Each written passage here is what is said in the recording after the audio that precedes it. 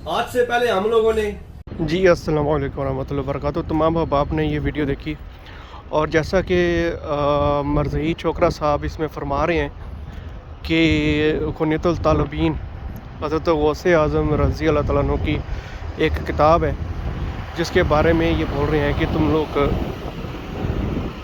ان کے نام کی گیاریاں، ان کے نام کے چندے، یہ وہ سارا کچھ. تو جناب یہاں تو مرزئی چھوکرا دماغ میں ہو سکتا ہے یا پھر عقل ذہن میں ہو سکتی ہے. شیخ عبد القادر جیلانی نے نماز کے شروع کرتے وقت دونوں ہاتھوں کو اٹھانا اور رکوع کرتے وقت اور رکوع سے سار اٹھاتے ہوئے دونوں ہاتھوں کو اٹھانا. آگے آؤ. اگر کوئی شرط عذر کے سبات ترک کر دے گا تو اس کی نماز نہیں ہوگی. تو مرزئی صاحب بات یہ ہے کہ ہم نے کلمہ حضرت غوث اعظم کا نہیں پڑھا ہوا، ہم نے کلمہ نبی پاک صلی اللہ علیہ وآلہ وسلم کا پڑھا ہوا ہے، لا الہ الا اللہ محمد رسول اللہ.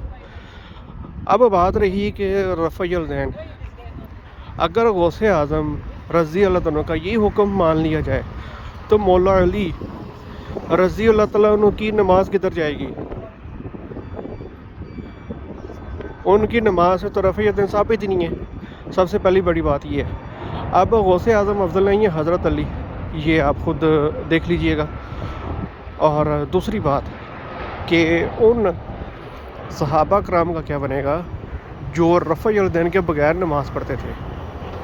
اب آپ اندازہ لگا لیے کہ صحابہ کرام افضل ہیں یا پھر حضرت غوث اعظم. تیسری بات، آپ نے یہاں پر یہ ایک ڈنڈی ماری کہ آپ نے اردو ترجمہ میں لے کر آئے کتاب، حالانکہ یہ کتاب عربی میں ہے. آپ کو یہ چاہیے تھا کہ عربی میں اس کا ترجمہ کرتے اور بتاتے ہمیں، تاکہ پتہ لگتا کہ علمی کتابی ہے بندہ. اچھا، اب رہی چوتھی بات. 4 ائمہ کرام ہیں، امام ابو حنیفہ، امام مالک، امام احمد بن حنبل اور امام شافعی. امام ابو حنیفہ اور امام مالک یہ 2 ائمہ کرام رفع الذہن کے بغیر نماز پڑھتے تھے، اس کے قائل ہیں. امام شافعی اور امام احمد بن حنبل یہ دونوں رفع الذہن کے ساتھ نماز ادا کرتے ہیں، ان کے پاس اس کی تحقیق بھی ہے.